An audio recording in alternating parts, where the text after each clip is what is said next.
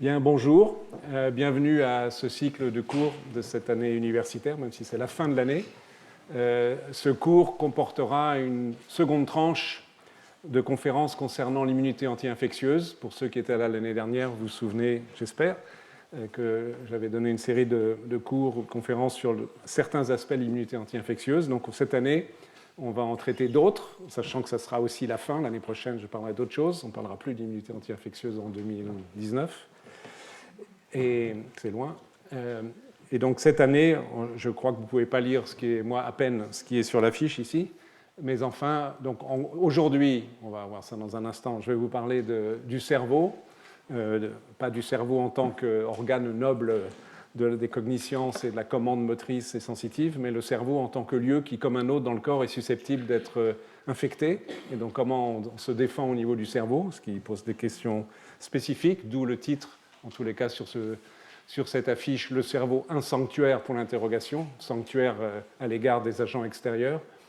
Ensuite, les deux cours suivants, donc la semaine prochaine et le mardi qui suit le 29 mai, il y aura deux cours concernant l'infection par le VIH et la problématique actuelle que l'on peut avoir de cette infection et de l'efficacité ou de l'absence d'efficacité, on verra ça, du système immunitaire pour combattre le virus d'immunodéficience humaine. Ensuite, le quatrième cours aura trait, ainsi que le cinquième, je les regroupe pour simplifier, on traitera de l'immunité contre les micro-organismes à développement intracellulaire, un certain nombre de bactéries, comme les mycobactéries, la tuberculose par exemple, vivent très bien au sein des cellules. Et enfin, dernier cours, le 13 juin, sur l'immunité contre un virus très répandu, puisqu'il infecte la majorité de la population, qui s'appelle le cytomégalovirus. Chacun des cours sera suivi assez classiquement par un séminaire. Donc aujourd'hui, tout à l'heure, j'accueillerai Sandrine Bourdoulouz, qui est une chercheuse qui travaille à Paris, à l'hôpital Cochin, à l'Institut Cochin, qui s'intéresse plus particulièrement à l'infection par le méningocoque. On va voir dans la liste dans une seconde que le méningocoque est une des bactéries qui est susceptible d'infecter le système nerveux, donner des méningites, et elle a étudié de façon très précise les mécanismes moléculaires qui permettent au méningocoque de pénétrer dans le système nerveux. Voilà pour cette brève introduction. Donc le titre exprimé d'une autre façon du cours d'aujourd'hui concerne les réponses immunes dirigées évidemment contre les agents infectieux au sein du système nerveux central. Alors on va parler de pas mal de choses, le plan que vous reverrez régulièrement pour essayer de structurer à peu près, en tous les cas ça m'aide moi, ce que je souhaite vous dire. Donc, commençant par une introduction sur la problématique qui est de protéger contre les microbes sans léser le cerveau, on va y revenir dans un instant. On fera un peu d'anatomie pour comprendre de quoi on parle, donc qu'est-ce qu'il y a dans le cerveau de façon relativement simple.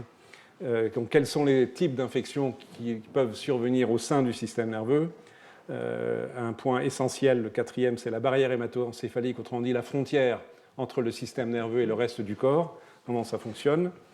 On discutera des mécanismes par lesquels les pathogènes divers, les microbes, bactéries, virus, etc., peuvent pénétrer dans le cerveau, enfin dans le système nerveux.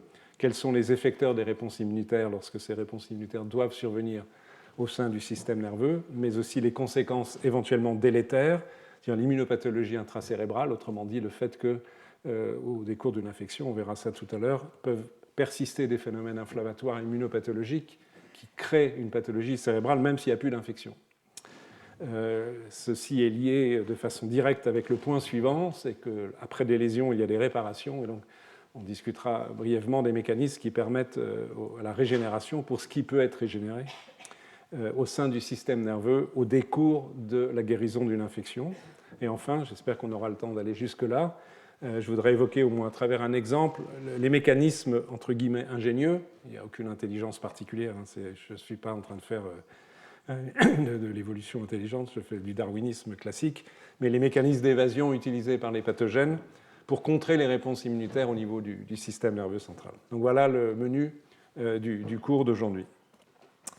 Donc la problématique, si on s'intéresse au contexte infectieux appliqué au système nerveux, est évidemment qu'il y a une particularité de l'organe dont on parle, le système nerveux central, qui est particulièrement précieux pour des raisons que je n'ai pas besoin de vous expliciter longtemps, et qui a une propriété qui le rend encore plus fragile, c'est qu'il se régénère extrêmement peu. Il y a bien quelques cellules souches dans certaines régions du cerveau, comme l'hippocampe par exemple, mais globalement, On ne répare pas facilement les neurones que nous perdons, et peut-être encore plus important, on ne répare pas facilement les connexions, les milliards et les milliards de connexions entre les neurones qui permettent le fonctionnement de notre système nerveux central. Donc on a un système extrêmement fragile, mais il est du coup doublement fragile. Il est fragile à l'égard des lésions que sont susceptibles de provoquer directement les microbes, les effets pathogènes directs d'une bactérie, d'un virus sur les neurones ou les autres cellules du système immunitaire. Mais il est également fragile à l'égard de la réponse immunitaire qui va être déclenchée par les microbes présents au sein du système nerveux. Et donc cette réponse immune, certes, elle va être utile, elle va permettre de combattre l'infection, mais elle risque aussi de provoquer des phénomènes immunopathologiques que j'ai déjà évoqués.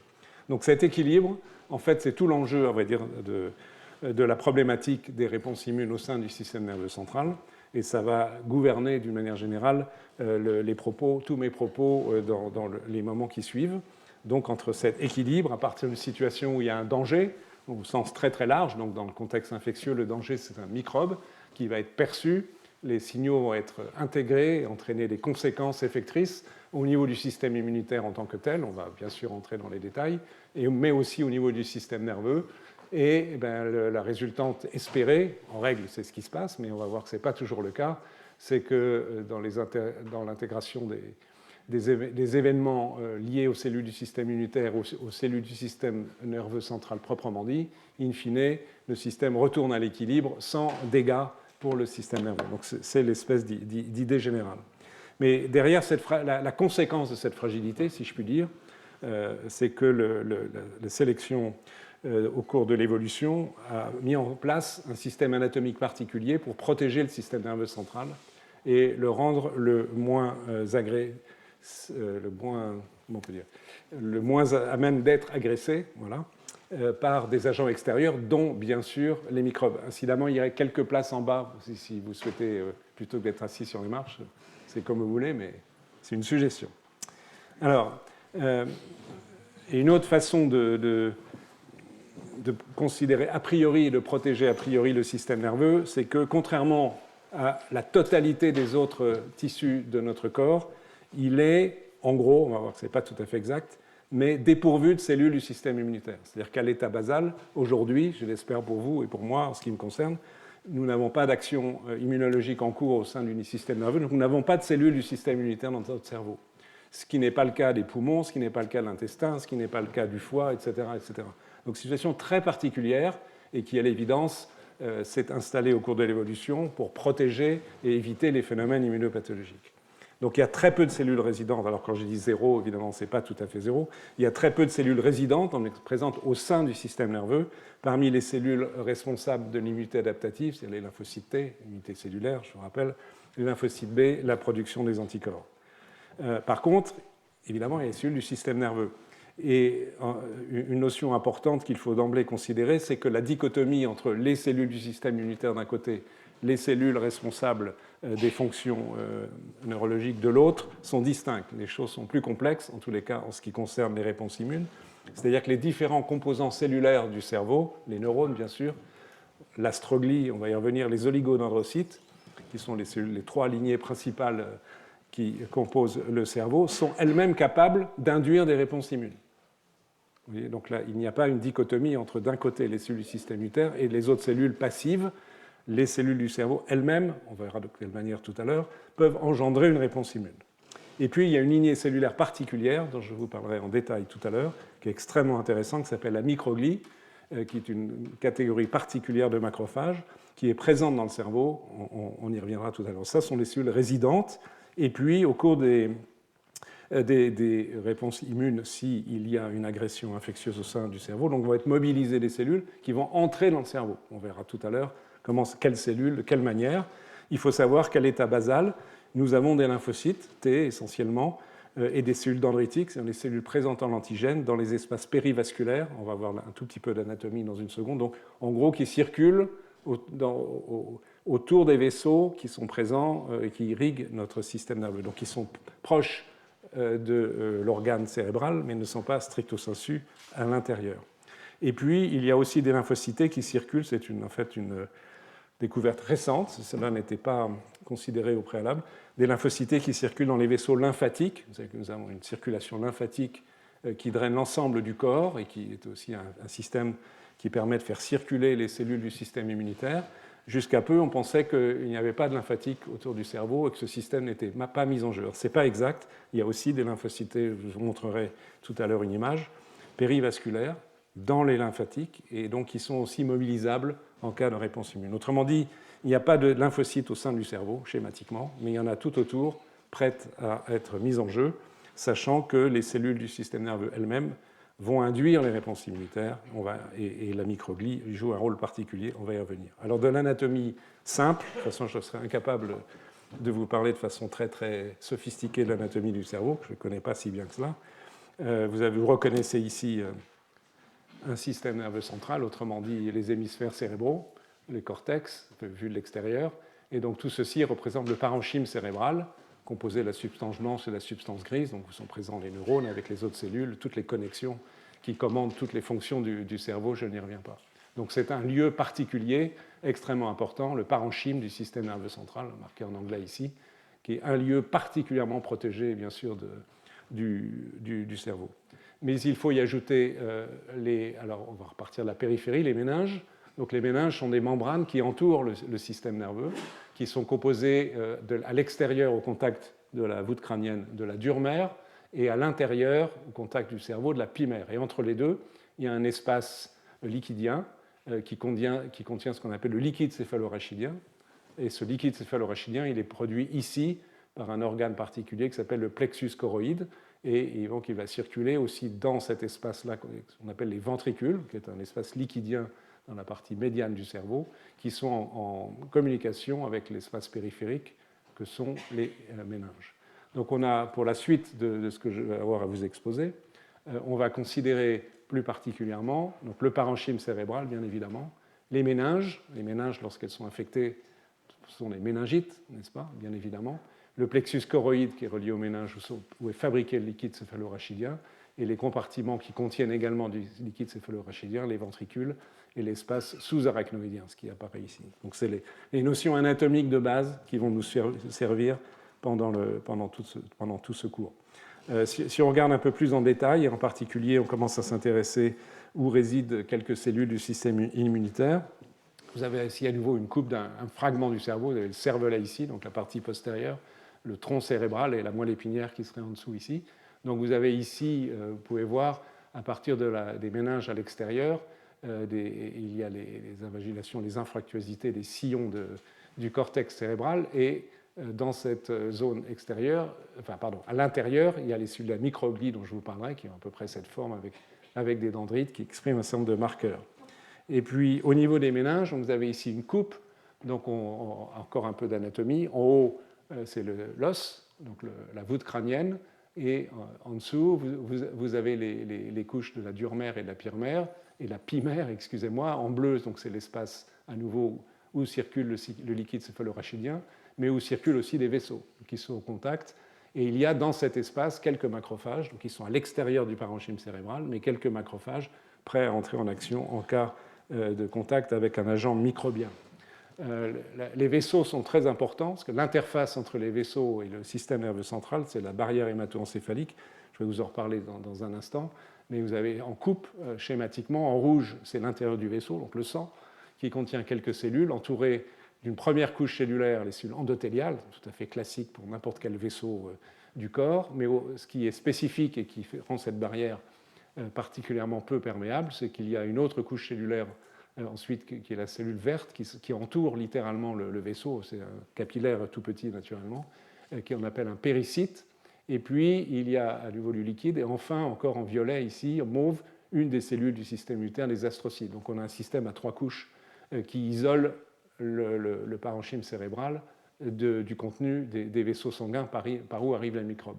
Et là, à nouveau, il y a au sein de cet espace des périvasculaires, quelques lymphocytes et surtout des macrophages résidents qui ressemblent de caractéristiques, peu importe, qui sont indiquées sur cette diapo.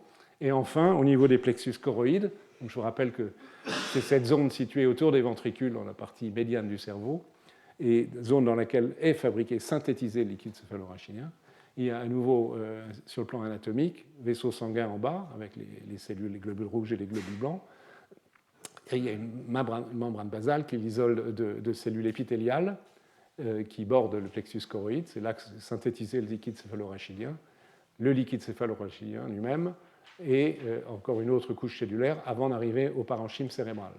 Donc il y a des macrophages susceptibles de pénétrer via les vaisseaux et quelques macrophages résidents au niveau de cet espace donc périvasculaire, mais qui n'est pas dans le parenchyme, encore une fois, où sont donc présents quelques macrophages, au gros, entre guillemets, aux frontières.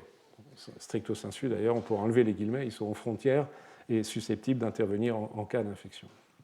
Alors voilà, ça c'était quelques notions d'anatomie de base pour suivre ce dont on va discuter ensuite. Et donc l'objet, c'est l'immunité anti-infectieuse, donc on est amené à considérer bien sûr quels sont les types d'infections que l'on peut rencontrer au sein du système nerveux, et spécifiquement du système nerveux central. La liste est longue, alors vous allez la lire sur les diapos, je ne vais pas passer en revue tous les microbes. C'est ici un tableau qui est extrait d'une revue récente sur ce sujet. Donc vous avez ici, indiqué ici les bactéries, les champignons, fungi en anglais, les parasites, les virus, donc autrement dit les 4 grandes classes de micro-organismes susceptibles de provoquer des infections. Et vous avez de façon verticale ici le site susceptible d'être infecté par ces micro-organismes. Donc cette première colonne concerne les méninges. Vous voyez que donc tous ces germes, ici des bactéries, pneumocoque, listeria, hémophilus, Neisseria medjugentidis, l'agent de la méningocoque dont Mme Bourdelou va vous parler tout à l'heure, et Treponema pallidum, syphilis, bon, ça c'est moins d'actualité, mais toutes ces bactéries sont susceptibles de provoquer des méningites, donc elles sont capables de pénétrer et d'organiser un écosystème qui leur est favorable au sein des méninges. Mais aussi une forme de champignons comme les cryptocoques, certains parasites, je passe, et une liste de virus relativement longue, les entérovirus, le virus dit de West Nile, enfin, qui est surtout présent en Amérique, l'encéphalite virus japonaise, le virus du sida, VIH, oreillon, rougeole, autant de microbes donc, qui sont susceptibles de provoquer des méningites de types différents. Au niveau du système ventriculaire, vous voyez que ce ne sont pas les mêmes germes aux mêmes endroits, ce qui indique la biologie respective des compartiments anatomiques du cerveau et la biologie des microbes fait que les interactions ne sont pas de même type. La tuberculose est susceptible de provoquer une infection, une atteinte des plexus choroïdes et des systèmes ventriculaires, certains parasites, certains virus. Et au niveau du parenchyme, la liste est extrêmement longue de microbes susceptibles de pénétrer jusque dans le parenchyme, même si c'est le lieu le plus protégé, et provoquer des abcès ou des encéphalites. Abcès, en gros, c'est lorsqu'il s'agit d'infections bactériennes, listériose, nocardiose, des abcès à champignons. Une longue liste de champignons sont susceptibles de provoquer des infections intracérébrales. Des parasites, le genre de la toxoplasmose, par exemple, la trypanosomiase, maladie du sommeil, par exemple, et puis une longue liste de virus. On reparlera de quelques-uns, comme le virus herpès simplex, qui est un virus usuel, mais qui peut aussi donner des encéphalites, le cytomégalovirus, le virus de la rougeole. Bon, je ne vais pas tous les énumérer. Vous trouvez ici le Zika. Vous savez qu'il est extrêmement pathogène sur le développement du cerveau, puisqu'il provoque des microcéphalies par infection de la mère, et donc microcéphalie du fœtus, et encore d'autres virus, jusqu'au virus de la varicelle, le virus de la grippe, etc., etc. Donc il y a une longue liste de micro-organismes susceptibles de provoquer soit des méningites, soit des atteintes du système ventriculaire, soit des atteintes parenchymateuses. Juste quelques exemples à partir d'imagerie cérébrale, ici d'abcès à pneumocoque. Vous voyez que c'est particulièrement visible et spectaculaire. Donc on peut imaginer qu'au-delà de cette infection, même si elle guérit, que cela puisse être source de séquelles liées aux destructions directes par le microbe et aussi à l'immunopathologie. On y reviendra tout à l'heure. Un autre exemple dont je vous reparlerai, qui sont les encéphalites provoquées par le virus herpès simplex, donc les images blanches ici. Donc on a une image en coupe du cerveau liée obtenue par imagerie de résonance magnétique. Vous avez donc ici la zone blanche qui est pathologique, et dans cet autre exemple d'une encéphalite temporale, donc de lésions possibles du cerveau. Évidemment, ces images servent au diagnostic de ces pathologies. Si on considère les multiples micro-organismes susceptibles d'infecter le cerveau, à nouveau sans entrer en détail, il y a très schématiquement deux catégories. Pour la majorité des micro-organismes qui provoquent des infections, arriver jusqu'au cerveau est presque, entre guillemets, une erreur, un accident.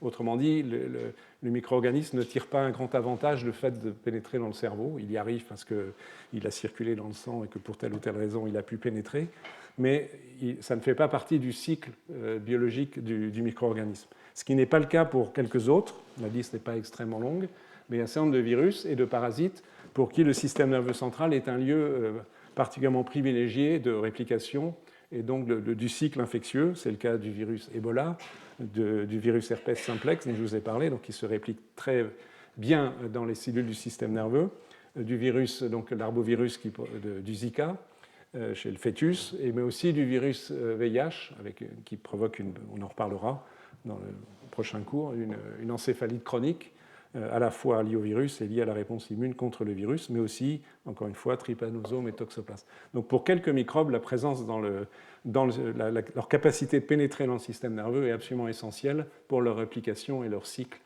leur permettant de produire plus de particules et éventuellement ensuite de se propager chez d'autres personnes. Voilà, alors on arrive à des points qui sont évidemment très importants. C'est OK, on a listé des pathogènes, on découvre, la médecine au fil des années décrit toutes ces infections et de différents types du système nerveux, donc on peut se douter de la gravité, je n'insiste pas ici sur le plan médical, mais évidemment il est important de comprendre comment ces microbes sont susceptibles de pénétrer dans le système nerveux, comment ils sont capables de franchir notamment la barrière hémato-encéphalique qui a été construite au cours de l'évolution justement pour résister autant que faire se peut à la pénétration de microbes. Donc il est important de revenir sur l'anatomie, et il faut savoir que cette barrière hémato-encéphalique, pour l'essentiel, elle est extrêmement imperméable, et donc ce n'est que de façon très accidentelle et rare que des microbes savent la franchir. Donc sachant que les microbes pénètrent, évidemment, n'ont pas d'autre moyen de pénétration sauf iatrogénique, dans le système nerveux central que via la circulation sanguine. Donc encore une fois, vous avez ici un capillaire sanguin, en rose au centre, donc c'est une coupe, entourée des cellules dites endothéliales, EC, il y en a une ici, une deuxième là, une troisième C. Un premier élément extrêmement important ici, c'est la jonction entre ces cellules endothéliales, les zones en rouge marquées fortement ici, qui est très très serrée, très imperméable, qui empêche, en principe, on va voir que ce n'est pas toujours le cas, mais qui empêche toute pénétration, notamment de microbes, entre deux cellules. Et il y a là des systèmes moléculaires qui ont été décrits, qu'on appelle des jonctions serrées, qui font appel à une série de protéines, qui ont des noms comme claudine, occludine, un système moléculaire très compliqué qui permet, mais qui relie très très fortement les cellules les unes aux autres. Donc autour de cette première barrière que constituent les cellules endothéliales, interviennent une seconde barrière, une deuxième barrière, les péricytes, qui est une cellule de nature épithéliale, qui entoure complètement le capillaire sanguin et qui, évidemment, fait barrière à l'égard de tout constituant qui serait susceptible de tout microbe qui pourrait pénétrer à travers les cellules endothéliales. Le troisième élément, les astrocytes, qui viennent s'allonger de telle manière, une espèce de pied qui se pose à la surface des péricytes et qui entoure aussi à peu près complètement le système. Ce système d'unité, si vous voulez, neurovasculaire est complètement imperméable au niveau du parenchyme. Il n'est pas tout à fait, je sais, peut-être c'était visible sur une diapo, je ne me souviens plus. Oui, ici. Au niveau des plexus choroïdes, l'endothélium vasculaire présente des fenêtres donc qui favorisent un peu le passage cellulaire. Mais sinon, au niveau parenchymateux en particulier, cette barrière est en principe imperméable. En principe, on va voir qu'elle ne l'est pas tout à fait avec ce triple couche cellulaire. Donc comment, malgré tout, les microbes entrent? Il y a plusieurs mécanismes, il y en a 5. Le mécanisme principal est celui-là. Donc de façon simplifiée, ici, vous n'avez qu'une seule couche cellulaire, mais on peut évidemment succéder les différentes étapes. Une possibilité, c'est que le microbe ait infecté une cellule sanguine, un polynucléaire, un macrophage, un monocyte qui a phagocyté un microbe ou endocyté un microbe, qui peut être une bactérie comme Listeria, qui peut être un parasite comme Toxoplasme, mais aussi les virus, et que le passage se fasse grâce au franchissement, aux capacités qu'ont les cellules myéloïdes, notamment inflammées, on y reviendra, de pénétrer directement, soit en transcellulaire, soit, deuxième mécanisme, intercellulaire. Et ici, soit ça passe par les cellules elles-mêmes, soit, comme c'est indiqué ici, soit c'est le microbe lui-même, le virus par exemple, ou à nouveau des bactéries comme Neisseria, Listeria, qui ont des systèmes enzymatiques qui vont permettre d'ouvrir ces jonctions serrées dont j'ai mentionné le nom tout à l'heure. Donc elles peuvent être protéolysées, et donc il y a la couche imperméable n'est plus imperméable, et le microbe peut pénétrer. Donc encore une fois, vous avez ici la liste de quelques microbes qui agissent ainsi. Troisième mécanisme, c'est le fait que le microbe provoque une destruction de la cellule endothéliale, par exemple. Et donc s'il y a une rupture du lit vasculaire ou du lit épithélial ensuite, évidemment, cela facilite le passage, notamment toxoplasme, c'est faire ça très très bien, cryptocoque, champignons, donc pénètre. Ici, c'est une image assez typique qui représente éventuellement une infection par un toxoplasme. Et aussi, certains virus sont capables, en lisant la cellule infectée, donc de rompre la barrière. Quatrième mécanisme, qui est de nature différente, c'est une pénétration à partir de la périphérie. Et donc, vous savez que les neurones sont allongés avec les axones, et donc une infection périphérique d'une cellule du système nerveux, un neurone, soit suivie d'une migration rétrograde le long de l'axone jusqu'au corps cellulaire, qui peut se trouver au niveau de la moelle épinière, au niveau du cerveau, et donc cette pénétration se fasse ainsi. C'est un quatrième mécanisme qu'utilisent certains virus. Et enfin, j'ai évoqué le fait qu'au niveau des plexus choroïdes, les espaces sous-arachnoïdiens, la barrière est un peu moins imperméable, puisque le système vasculaire est fenestré, pas le système épithélial, et ceci favorise la pénétration des micro-organismes au niveau des méninges, donc associés aux méningites. Voilà pour les systèmes d'entrée. Alors, évidemment, l'interaction entre micro-organismes et cellules de la barrière hémato-encéphalique ne se fait pas de façon neutre. Il y a des conséquences, on en a vu déjà sous forme, par exemple, de rupture des jonctions serrées entre cellules, mais aussi la présence de microbes, ici de virus, au niveau de la barrière hémato-encéphalique du parenchyme cérébral, provoque des modifications qui peuvent être, on va voir, aller dans des sens très très différents, être favorables à l'infection ou défavorables à l'infection. Ici, 4 mécanismes principaux sont évoqués. C'est extrait d'une revue récente sur ce sujet. Le mécanisme numéro 1, c'est la fixation d'un virus sur un récepteur qui s'appelle TAM, TAM, à la surface de la cellule, va provoquer notamment la production d'interférons de type 1 et d'autres mécanismes qui vont rendre les jonctions serrées encore plus imperméables et donc refermer autant que faire se peut la barrière hémato-encéphalique. Donc on peut considérer que c'est une forme de réponse immune, puisque si l'infection virale déclenche cela, c'est une façon de limiter la pénétration par d'autres micro-organismes. Mais c'est aussi une façon de limiter la réponse immune. Donc les choses ne sont pas tout à fait aussi simples. Un deuxième mécanisme qui peut être mis en jeu, à travers des protéines virales, notamment des arbovirus, dengue, etc., c'est la production de protéines qui, alors à l'inverse, vont liser les éléments de la barrière liés aux jonctions serrées intercellulaires, entre cellules endothéliales, et vont favoriser la pénétration de micro-organismes, pénétration des virus. Donc c'est un phénomène complètement différent. Donc on a vu fermeture de la barrière via les récepteurs TAM. Ici, c'est l'inverse. Donc ça dépend des situations des virus et du contexte. Ouverture de la barrière par des protéines virales, notamment de la famille des flavovirus, qui provoquent la lise du système de jonction serrée intercellulaire. Troisième mécanisme, lorsque les virus arrivent jusqu'au niveau de la couche astrocytaire, ici en vert, je vous rappelle ce que je vous ai indiqué tout à l'heure, c'est que ce virus déclenche une réponse immune de l'unité innée, qui est en l'occurrence la production d'interférons de type 1. Vous savez, je pense que l'interféron est un des effecteurs des réponses immunes antivirales. Mais en l'occurrence, l'interféron de type 1 va agir, comme on l'a déjà évoqué tout à l'heure ici, en renforçant la barrière. La production locale au niveau de la barrière hémato-encéphalique d'interférons de type 1 a pour conséquence de rendre la barrière plus imperméable. Donc on peut considérer à nouveau, comme dans le premier cas, que c'est une réponse immune contre l'infection virale qui limite la pénétration du virus. Mais je rappelle que c'est aussi une certaine limite à la réponse immunitaire. Et quatrième mécanisme très précis ici, mais montrant une situation assez dramatique, c'est qu'une protéine du virus HIV, TAT, est capable d'induire au niveau des péricytes la production d'une cytokine qui s'appelle le PDGF-bêta, qui va entraîner le départ c'est indiqué ici, le départ des péricytes, et donc en l'occurrence la dislocation de la barrière. Donc c'est une façon de créer une pathologie de la barrière hémato-encéphalique et donc de favoriser la pénétration éventuellement du virus, aussi des cellules du système immunitaire, donc peut-être aussi favoriser un certain degré d'immunopathologie. Donc les réactions immédiates, locales, au niveau de la barrière hémato-encéphalique déclenchées ici par des virus, comme vous voyez, en fonction du type de virus, peut aller dans des sens différents, avec des conséquences par essence différentes sur la protection à l'égard de l'agent infectieux d'une part, et en termes de réponse immune et d'éventuelle immunopathologie d'autre part. Donc ceci va nous permettre d'aborder maintenant la suite logique. Le microbe a réussi à franchir cette barrière pour telle ou telle raison. Qu'est-ce qui se passe ensuite?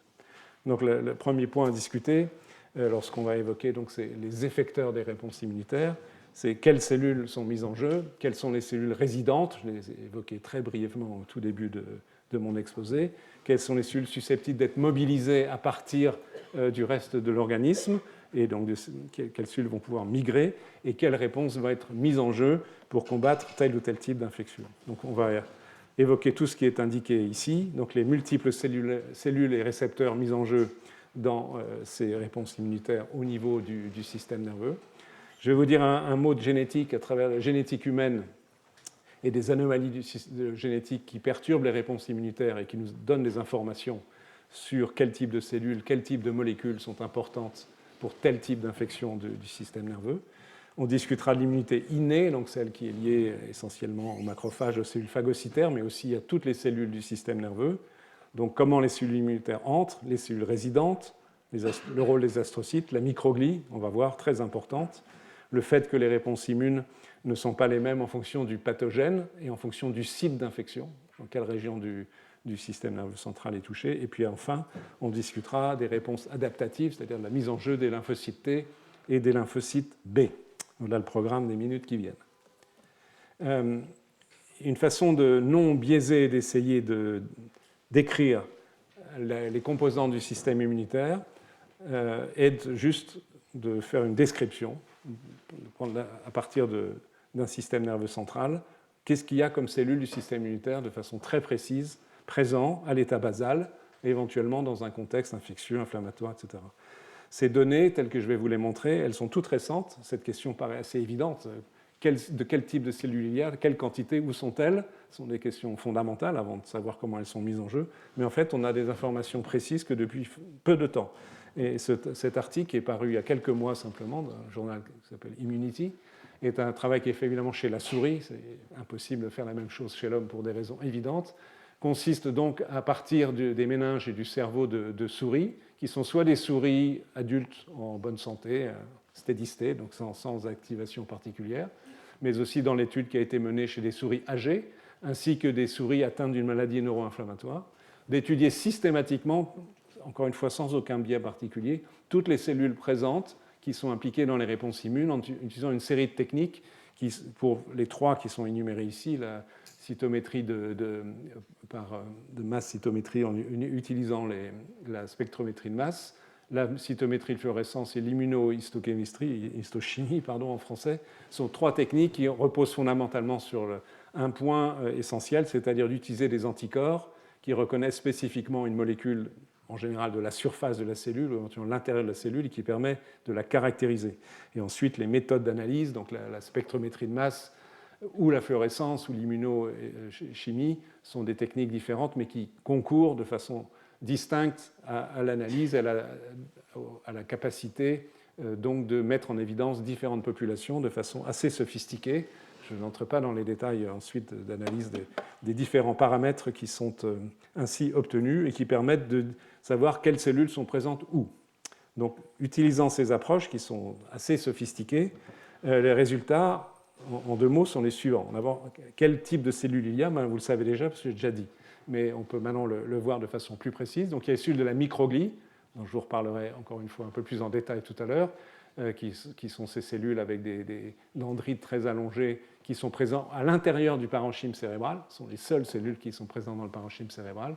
Alors ici, dans l'image qui est représentée, quand elles sont en vert, ça veut dire qu'elles sont à l'état basal, en rouge, c'est-à-dire qu'elles sont activées. Il y a une série de macrophages présents aux frontières, je vous en ai déjà parlé, qui sont présents dans les espaces périvasculaires, au niveau des méninges, au niveau des plexus choroïdes, par exemple.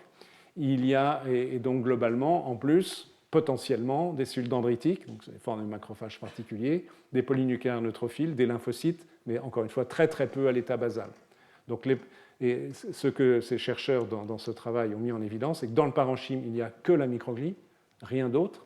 Et hors du parenchyme, donc dans les espaces périvasculaires, dans les espaces un tout petit peu au niveau du liquide céphalorachidien, il y a 4 sous-types différents de cellules dendritiques. Les cellules dendritiques, je vous rappelle qu'elles sont très très importantes parce qu'elles présentent les antigènes aux lymphocytes T, donc elles permettent d'induire les réponses de l'immunité adaptative. Il y a des macrophages, j'en ai déjà parlé, je vous ai déjà montré des images, le long des méninges, au niveau des plexus choroïdes et des espaces périvasculaires, donc 3 sous-types. Donc ce sont ces cellules-là, les cellules aux frontières c'est vraiment l'image, ce sont des gardes frontières entre guillemets, qui détecteront éventuellement la présence d'un microbe qui arrive à la frontière et qui est en train de pénétrer et qui vont engendrer une réponse immune à ce niveau. Et alors si on regarde de façon plus précise et quantitative, ça c'est à nouveau, je vous remonte la même diapo que tout à l'heure, pardon, avant de parler de quantité, juste pour resituer l'anatomie. Donc de ces macrophages aux frontières par exemple, ils sont présents, donc encore une fois, au niveau des méninges, en petite quantité, ici autour des vaisseaux dans l'espace périvasculaire, et ici à côté des plexus choroïdes. Alors les quantités, ces choses sont assez impressionnantes. Si on exprime en pourcentage la totalité des globules blancs, on parle ici que de globules blancs, qui sont présents à l'état basal dans le système nerveux central, vous voyez, vous pouvez lire l'image de gauche, la microglie, donc les cellules, je vous rappelle que ce sont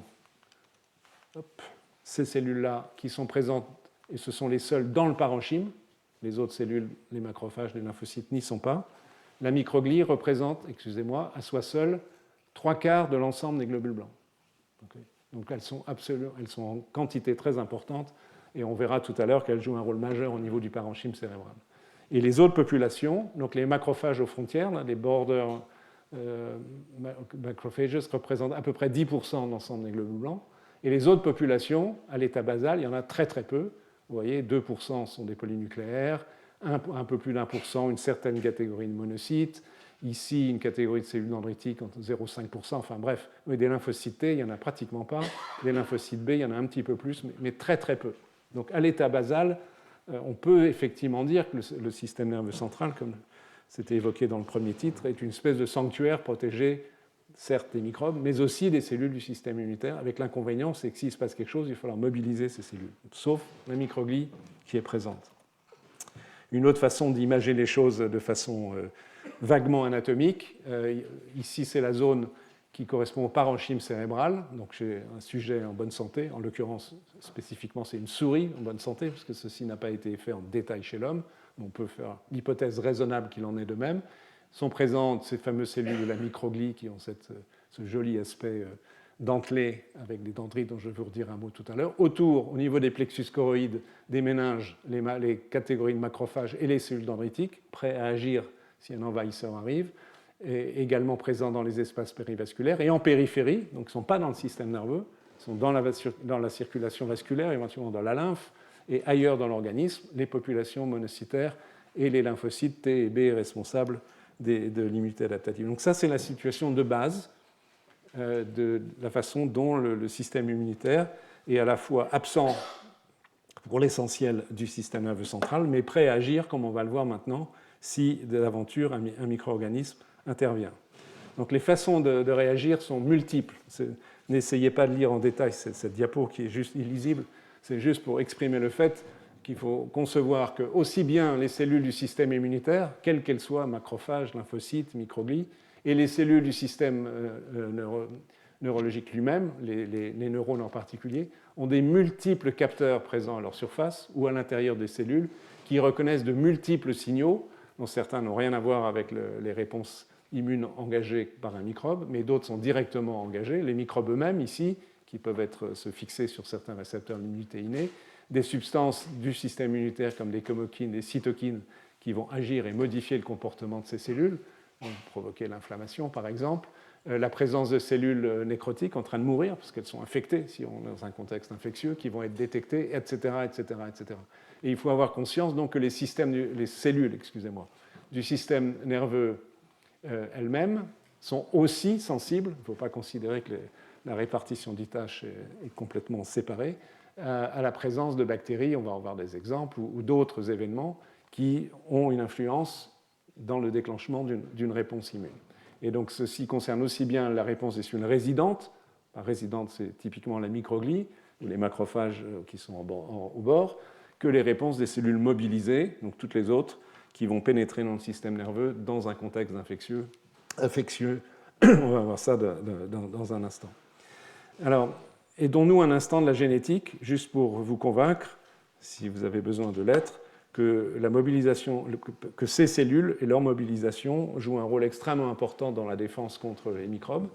Et pour cela, on peut s'aider d'une série de maladies rares, héréditaires chez l'homme, chez lesquelles les personnes atteintes sont particulièrement susceptibles à développer des infections bactériennes ou virales ou à champignons au sein du cerveau. Vous avez quelques exemples ici, ce sont les principaux. Et évidemment, leur étude est importante pour les malades, c'est une situation assez dramatique évidemment pour eux, mais aussi elle nous aide à comprendre, par défaut en l'occurrence, que tel ou tel mécanisme d'action du système immunitaire est utile pour combattre tel ou tel type de pathogène à tel ou tel endroit du cerveau. Donc, ce qui est énuméré ici, juste à titre indicatif, par exemple, les neutrophiles, donc ce sont les cellules qui vont être mobilisées, on va voir ça tout à l'heure, qui sont dans le sang normalement, elles produisent des ratigos d'oxygène libre, qui sont une façon très efficace de tuer des bactéries et des champignons. Donc il y a des patients qui ont un déficit de ce système de production des radicaux d'oxygène libre, et ils peuvent développer de ce fait des abcès parenchymateux par des bactéries ou des champignons. Donc ils montrent que les polynucléaires, par définition, sont importants en cas de pénétration de microbes dans le parenchyme. Il faut que les polynucléaires atteignent le parenchyme pour combattre ces microbes et éviter ce genre d'infection grave. L'immunité innée dont je vais vous parler dans très peu de temps, sont des récepteurs, des molécules qui sont, je vous en ai déjà parlé les années précédentes, des capteurs de molécules associées aux microbes qui peuvent être déficients. Je vous en montrerai un exemple assez significatif qui est celui-là tout à l'heure. La déficience de ce capteur-là, qui s'appelle TLR3, on y reviendra tout à l'heure, provoque une susceptibilité très sélective au virus herpès simplex et au fait d'avoir une encéphalite herpès simplex. Donc ce récepteur est très important pour combattre ce virus au niveau du parenchyme cérébral. Cette autre molécule, cet autre capteur, enfin, molécule qui est liée à un capteur qui s'appelle CARD11, est important pour les réponses immunes contre les champignons. Et de fait, il y a des personnes qui, par anomalie génétique, ont un déficit de cette protéine et qui sont à risque de développer des abcès par des champignons au niveau du système nerveux central. Les protéines du complément, qui sont importantes pour une série d'actions dans les réponses immunes, mais entre autres pour permettre de lyser certaines bactéries, jouent un rôle évidemment important pour combattre le méningocoque, parce que les très rares malades qui ont un déficit de ce système protéique, qui est un système enzymatique qui agit en cascade, donc les déficits de certaines de ces protéines, je n'entre pas dans les détails, provoquent une susceptibilité particulière au risque de survenue de méningite à méningocoque. Donc il montre que c'est un phénomène, un mécanisme, la mise en jeu du complément, effecteur important des réponses contre cette bactérie. Les lymphocytes T, leur absence, peuvent provoquer ou leur déficience de fonction, des affections très sévères du cerveau par l'hystéria, par le cytomégalovirus, par le toxoplasme, et une molécule particulièrement des lymphocytes T qui s'appelle CD40 ligand joue un rôle important dans ce sens. Et enfin, les défauts de production d'anticorps liés aux défauts des lymphocytes B peuvent aussi avoir des conséquences, donc montrant que les anticorps sont aussi un acteur de réponse immune, parfois essentiel pour combattre un agent infectieux au sein du cerveau. Et vous avez deux exemples ici, que sont les méningoencéphalites à entérovirus. Entérovirus sont des virus, comme leur nom l'indique, à pénétration par le tube digestif, dont un célèbre est le virus de la poliomyélite, qui provoque, comme vous le savez, une atteinte du système nerveux, surtout périphérique, la moelle épinière, mais éventuellement centrale en cas de déficit immunitaire important. Donc la réponse anticorps contre les entérovirus protège contre ces virus, et aussi une autre classe de virus qui s'appelle les astrovirus. Donc, voici quelques exemples qui nous aident aussi à comprendre et à déterminer quels sont les mécanismes effecteurs les plus importants. Alors, on va discuter maintenant de façon plus spécifique, système par système, même si on sait qu'ils interagissent entre eux, en commençant par l'immunité innée, et en discutant dans l'ordre logique, c'est-à-dire par la pénétration des cellules et la mise en jeu des cellules une fois qu'elles sont placées au sein du système nerveux. Petit rappel, pour ceux qui ne sont pas des aficionados au quotidien des molécules mises en jeu dans les réponses immunitaires. Donc je vous rappelle que l'immunité innée est une immunité qui est engagée à peu près par toutes les cellules de l'organisme à travers une série de récepteurs ou de capteurs qui sont présents soit à la surface des cellules, comme les molécules dites TLR, ça veut dire Toll-like récepteurs, ou CLR, C-type lectin récepteurs, sont des récepteurs qui reconnaissent des sucres en l'occurrence, ceux-là, ou les NLR, excusez-moi pour la terminologie, qui sont présents à l'intérieur des cellules, dans le cytosol. NLR, ça veut dire non-like receptors. Et ces trois types de récepteurs, de façon très très schématique, induisent, lorsqu'ils reconnaissent une molécule d'origine microbienne, par exemple pour certains TLR, des bactéries ou des molécules d'origine bactérienne ou d'origine fongique, ou des sucres souvent d'origine fongique pour les récepteurs de type CLR, permettent très rapidement, en quelques minutes, d'induire une réponse immune inflammatoire, notamment avec la production d'interleukine 1, mais aussi d'autres substances. Il en est de même pour les node-like récepteurs. Et au niveau du cytosol, il y a d'autres récepteurs qui reconnaissent les acides nucléiques, donc évidemment les virus à ARN, les virus à ADN, donc ces deux familles de molécules, qui vont engendrer, entre autres, rapidement la production d'interférons de type 1.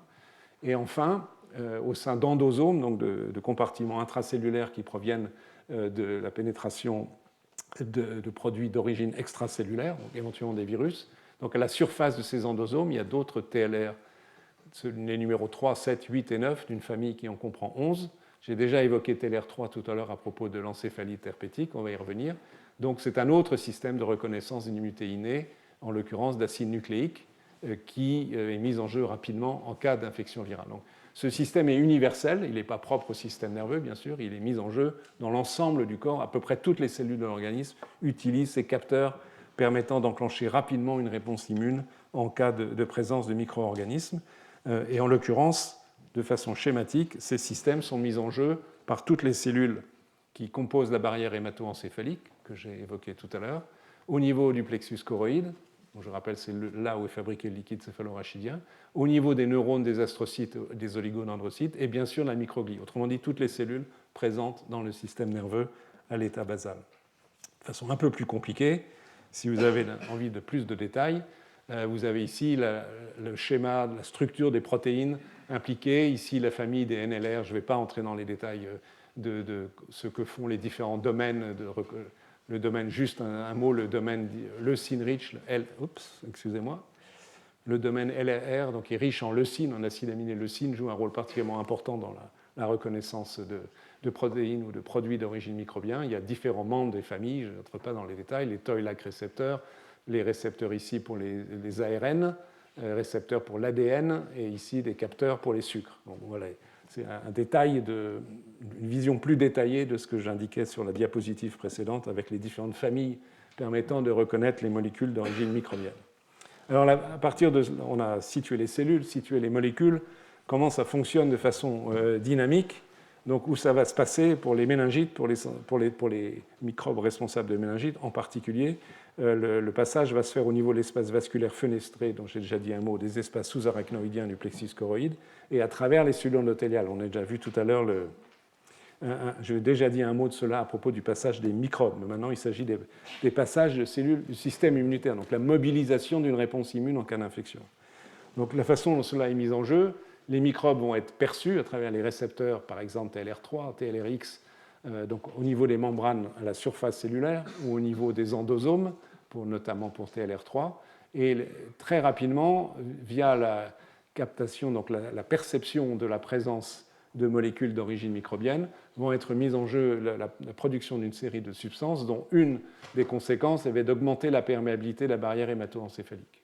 Okay, et donc l'ouverture relative et la pénétration des cellules inflammatoires à partir de la circulation sanguine. Donc vont être recrutés des polynucléaires neutrophiles, des monocytes, des cellules dendritiques et des lymphocytes, des NK et B. Là, je présente les choses de façon globale. Les choses sont évidemment plus subtiles et variables en fonction du type de pathogène, à partir du type de récepteurs et d'actions mises en jeu à partir de la fixation par ces récepteurs de produits microbiens. De façon plus dynamique, je vais vous montrer ce qui se passe ici dans le cas de méningite. Donc à partir de l'invasion bactérienne provenant du sang, par exemple par Haemophilus influenzae, Streptocoque pneumoniae, qui est le pneumocoque, ou méningocoque, Neisseria meningitidis. Donc la perception au niveau des méninges par les cellules de la barrière hémato-encéphalique de la présence de produits d'origine microbienne, avoir pour conséquence toute une série de modifications. D'une part, l'expression de molécules d'adhésion par les cellules endothéliales, qui s'appellent ICAM, VCAM, et donc qui vont favoriser l'adhésion des cellules inflammatoires polynucléaires monocytes à l'endothélium vasculaire, qui est la première étape nécessaire à la pénétration de ces cellules. Donc ceci est indispensable. D'autre part, les cellules épithéliales et endothéliales vont produire des molécules chimiotactiques, donc qui vont attirer les cellules du système immunitaire à partir de la circulation sanguine pour pénétrer au sein de franchir la barrière au niveau des méninges, et aussi des molécules comme leucotriène, LTB4, cette liste n'est pas exhaustive, qui vont engendrer l'activation des polynucléaires, par exemple. Les polynucléaires jouent un rôle très important dans les méningites bactériennes. Donc la conséquence va être l'attraction, l'adhésion, l'infiltration, l'activation, en premier lieu de polynucléaires neutrophiles, et aussi de monocytes, donc polynucléaires neutrophiles, qui sont capables de phagocyter ces bactéries et de les tuer à travers notamment la production de radicaux oxygène libres, dont j'ai dit un mot tout à l'heure. Donc la phagocytose et la bactéricidie, donc la destruction des bactéries, au niveau, donc ici on est dans les espaces méningés, là où est le liquide céphalorachidien, puisque les polynucléaires ont pénétré, va permettre le contrôle de l'infection. Mais aussi, il provoque une maladie, le fait que les gens ont des symptômes, ne sont pas bien, ont ce qu'on appelle une méningite, c'est une méningite, on a une raideur de la nuque, etc., des troubles de conscience. Et par exemple, les gens qui ont une méningite ont une photophobie, c'est-à-dire qu'ils se cachent de la lumière. Et pourquoi ils se cachent de la lumière? Parce qu'ils ont une mydriase, c'est-à-dire que ce qui régule normalement la fermeture ou l'ouverture de la pupille en fonction du degré de lumière est aboli par la production de catécholamine par les polynucléaires au cours de l'infection. C'est juste un exemple pour illustrer mon propos, qui est de dire que la présence, dans l'exemple des méningites bactériennes de polynucléaires neutrophiles, est indispensable pour contrôler l'infection, mais aussi provoque toute une série de symptômes qui peuvent être pour certains très sévères. La photophobie n'est pas le plus sévère, mais il est assez typique de ce qui se passe au cours d'une méningite bactérienne. Et donc, il y a le recrutement par les cellules résidentes de cellules mobiles. Les cellules résidentes, je rappelle, les microglies, les cellules dendritiques résidentes, il y en a quelques-unes, et puis les cellules constitutives du système nerveux, les neurones, les astrocytes, les oligodendrocytes. Donc, s'il y a pénétration de microbes au niveau intracérébral, toutes ces cellules, encore une fois, je me répète un peu, mais avec, je l'espère, l'idée d'être le plus clair possible, ces cellules vont être capables de reconnaître des produits microbiens ou indirectement des produits liés à la présence d'une infection microbienne, des signaux dits de danger, par exemple des cellules en train de mourir qui libèrent certaines substances. Et à travers ces différentes familles de récepteurs, dont je vous ai déjà dit un mot, je n'insiste pas, d'induire la production de cytokines qui vont directement combattre l'infection, pour les virus, par exemple l'interféron de type 1, mais aussi de cytokines activatrices et attractives, comme ces molécules CCL2, CCL5, CXCL9, CL11, qui vont participer du recrutement des cellules extérieures, des leucocytes, donc ici au niveau du parenchyme cérébral.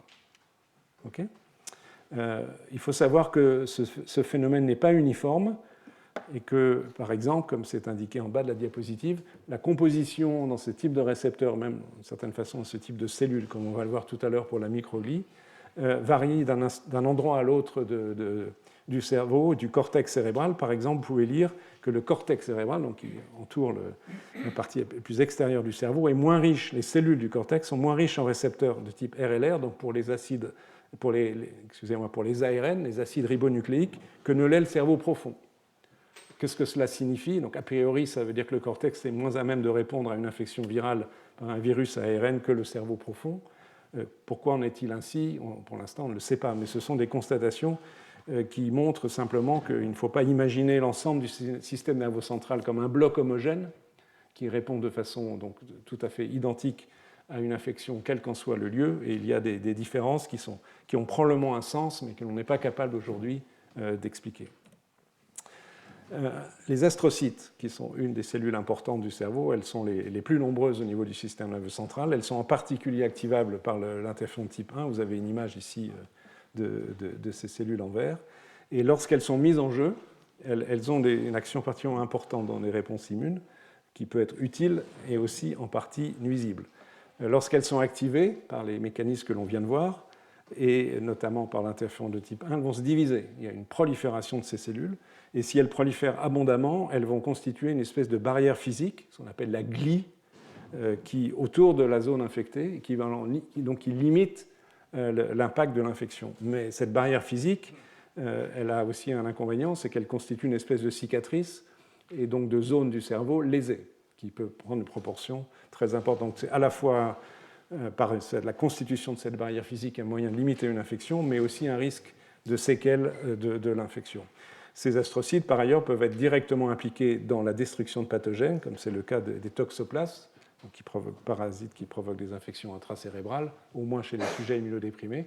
Et vous avez ici une image des astrocytes en rouge au contact de toxoplasmes, et je vous montrerai tout à l'heure des évidences expérimentales de la mise en jeu des astrocytes avec les lymphocytes T dans l'immunité contre le toxoplasme. Mais aussi, ça c'est plutôt dans la terminaison des réponses immunitaires, on y reviendra tout à l'heure, ces astrocytes, au-delà d'avoir un effet qui permet de façon directe ou indirecte de contrôler une infection, on a évoqué l'exemple du toxoplasme, peuvent ensuite aussi avoir des effets qui limitent l'inflammation, par exemple par la production de TGF-bêta, et donc qui aident à contrôler et terminer une réponse immunitaire. Évidemment, la mise en jeu successive de ces différents agents est subtile et d'ailleurs pas complètement comprise. Il montre que les cellules changent de fonction au cours du temps d'un épisode infectieux. Je vais revenir sur cette notion tout à l'heure. Alors la microglie, il est important de s'arrêter un instant sur la microglie. Vous avez vu tout à l'heure qu'elle représente ces cellules d'origine macrophagique et résidant du parenchyme cérébral, les seules, représentent à peu près les seules, 75% de tous les globules blancs, si on accepte que c'est un globule blanc, de l'ensemble du système nerveux central. Donc elles sont absolument clés. Comme vous pouvez le lire, elles représentent entre 5 à 12% des cellules du système nerveux. Elles sont présentes aussi bien dans les substances grises que la substance blanche, là où il y a la myéline. On a un réseau dispersé, relativement harmonieusement dispersé. C'est une image ici, ce n'est pas une photographie, mais chaque cellule verte, vous voyez, est disposée ici, c'est un dessin de façon très très régulière, mais l'idée, c'est qu'il y a une espèce de grille qui couvre complètement en 3 dimensions le parenchyme cérébral, qui est plein de cellules de la microglie partout, susceptibles d'intervenir.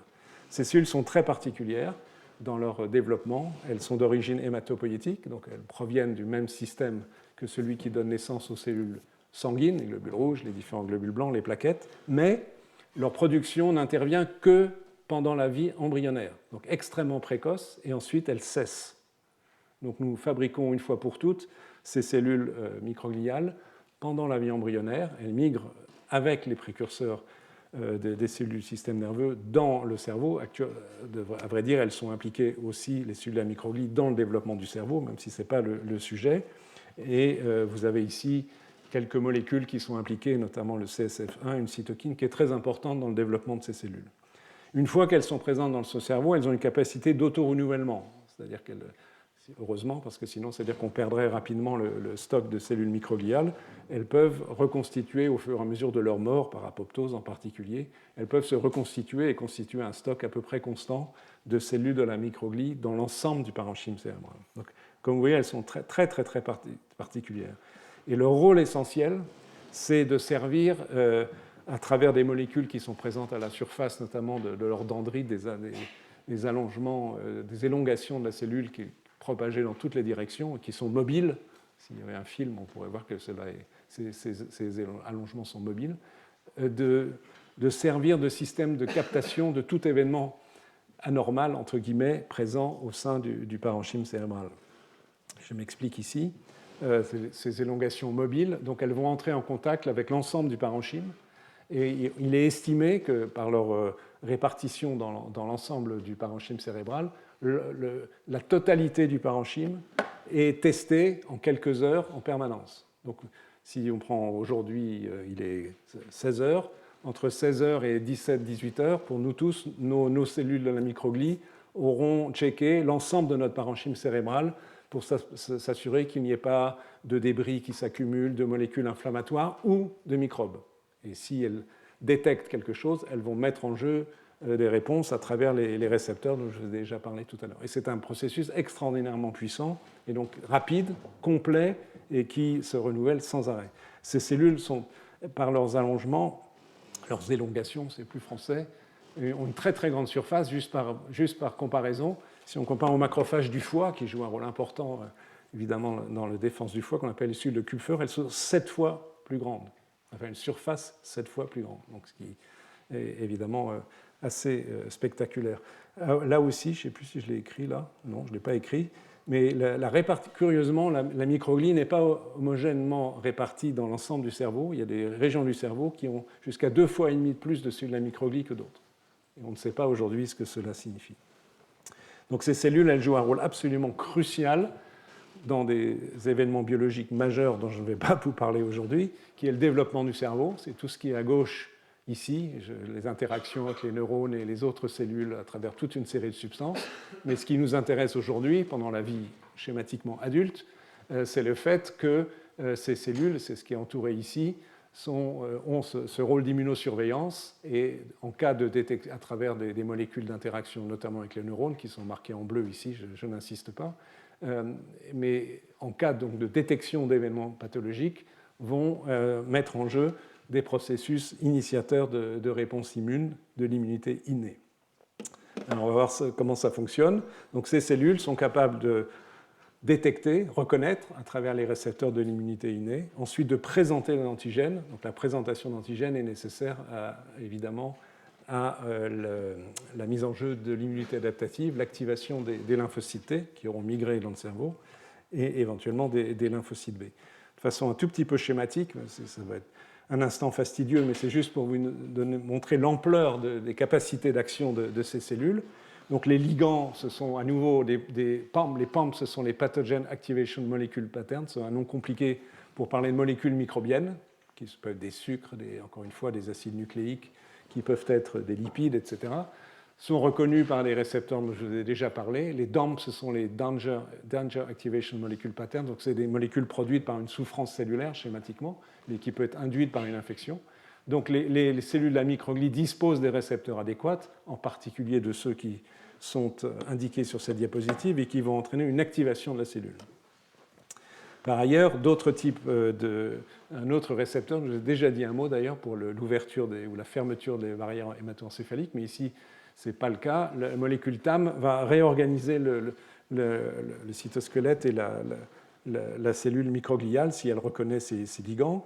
Phosphatidylsérine est exposée sur des cellules en train de mourir, donc c'est typiquement un agent de type danger, va être reconnu par un récepteur qui s'appelle CD36, et dans ce cas-là, ça va entraîner la phagocytose, donc la cellule microgliale va avaler la cellule en train de mourir. Cellule en train de mourir qui contient peut-être des microbes s'il s'agit d'un contexte infectieux. Par ailleurs, cette cellule microgliale va être capable de produire des chémokines, comme CX3CR1, CXR4, qui vont agir sur les cellules du système nerveux, mais aussi attirer éventuellement des cellules du système immunitaire mobilisables à partir de la périphérie. Elles expriment des molécules d'adhésion qui favorisent la migration et leur positionnement, et éventuellement l'adhésion entre cellules. Les phospholipides aussi présentés par des cellules en train de mourir favorisent à travers ce récepteur l'activation de ces cellules. Donc il y a de multiples événements qui sont mis en jeu. À l'inverse, il y a aussi des événements de régulation négative qui permettent de terminer les réponses immunes. Par exemple, l'exposition d'acide sialique, donc de sucre, par ces récepteurs a un effet inhibiteur sur leur fonction. Et enfin, des cytokines de la famille des TNF peuvent jouer soit dans un sens d'activation ou d'inhibition. Donc, la panoplie de réactions possibles à travers ces différents récepteurs moléculaires des cellules de la microglie est essentielle pour la mise en jeu, on va le voir ça en 2 étapes, d'une réponse immune et aussi sa terminaison. La phase 1, c'est la mise en jeu. Donc, les cellules de la microglie dans le parenchyme cérébral étant activées sont capables, je l'ai déjà dit, de phagocytose, soit de cellules mortes, soit de bactéries, et ensuite, par digestion de ces produits, de présenter des antigènes, des peptides associés aux molécules d'histocompatibilité aux lymphocytes T, donc induction de réponse immune T intraparenchymateuse, par la production de cytokines, TNF, interleukine 1, 6, 12, etc., créer un état inflammatoire direct et aussi recruter donc, les cellules comme les polynucléaires et les monocytes qui vont participer à la réponse immune. Et sont également capables, ces cellules de la microglie, excusez-moi, de produire des radicaux oxygène libres, l'oxyde nitrique ou des métallos, ce n'est pas métallo, mais métalloprotéases, qui sont directement capables de tuer des microbes, mais aussi, c'est le cas aussi des autres événements suscité de provoquer une réaction de neurotoxicité. Donc, toujours cette situation d'équilibre complexe entre il faut lutter contre un microbe et éviter au maximum de créer des lésions du cerveau par ces substances inflammatoires. Si bien que, sans qu'on sache comment la transition se fait très bien, mais forcément par interaction intermoléculaire par les cellules de la réponse immune en jeu, lorsque l'infection est contrôlée, ça va être très schématique, les mêmes cellules de la microglie vont être capables de produire toute une série d'autres substances, notamment sous le fait de la reconnaissance de corps apoptotiques, de cytokines plutôt anti-inflammatoires. Elles vont être capables de produire elles-mêmes, ces cellules de la microglie, l'interleukine 10, le TGF-bêta et l'arginase 1, qui sont des molécules puissamment anti-inflammatoires, donc ils vont limiter et arrêter la réponse immune. Et par ailleurs, ces cellules sont capables de produire des facteurs de croissance, il y en a toute une série ici, je ne vais pas entrer dans les détails, qui vont agir évidemment en particulier sur les neurones, les astrocytes et les oligodendrocytes, et favoriser leur régénération, le rétablissement de synapses et une certaine plasticité neuronale. Donc cette fonction de réparation de la microglie est absolument essentielle. Les questions clés auxquelles il est difficile de répondre aujourd'hui, c'est comment se fait la transition entre la phase précédente, pro-inflammatoire, anti-infectieuse, et la phase terminale, qui est on reconstruit, on répare une fois l'infection terminée. Les mêmes cellules sachant faire les deux métiers, entre guillemets. Sachant qu'à l'état basal, à l'état zéro, ces cellules ne sont pas du tout impliquées dans une action inflammatoire, elles sont plutôt anti-inflammatoires en produisant l'état basal du TGF-bêta, donc en maintenant un état où il n'y a pas de réponse immune, ni innée, ni adaptative, dans un système nerveux central qui n'est pas soumis à une agression microbiologique. C'est absolument fondamental. Et à nouveau, en fonction du type d'activation, les conséquences peuvent être différentes. Juste ici, à titre d'exemple, vous avez à gauche des neurones qui vont souffrir sous le fait d'une activation de récepteurs de la famille des toll-like récepteurs, en haut de type 3, 7, 8, donc dans un contexte a priori d'infection virale, reconnaissance de différents types d'acides nucléiques. Et à droite, vous avez ici les cellules de la microglie. Dans le cas précis, l'activation de TLR3 vont être induits la production d'interférons de type 1, donc qui est un puissant médiateur de l'immunité antivirale, dans un contexte où sont créées des lésions neuronales. Mais ici, c'est un autre contexte, donc activation d'autres récepteurs, pourtant aussi déclenchés par des acides nucléiques, lorsque TLR7 et 8 sont activés. Les conséquences sont différentes pour les neurones eux-mêmes. Et au niveau des cellules à microglie, ce n'est plus l'interféron de type 1 qui est produit, mais plutôt du TNF et l'IL1, donc qui va induire le recrutement de cellules du système humain à partir de la périphérie. Donc qui montre que même cellules, récepteurs différents, actions différentes. Donc, qui montre la complexité et le caractère polyvalent de ces cellules dans l'activation des réponses immunitaires. Alors là, je suis à la limite de mon sujet, mais je l'aborde juste d'un mot. On sait, même si les choses sont loin d'être très, très précises, que ces cellules de la microglie jouent un rôle très important dans l'infection à prions, donc c'est encore le contexte des maladies infectieuses, et peut-être les maladies neurodégénératives, Alzheimer, etc.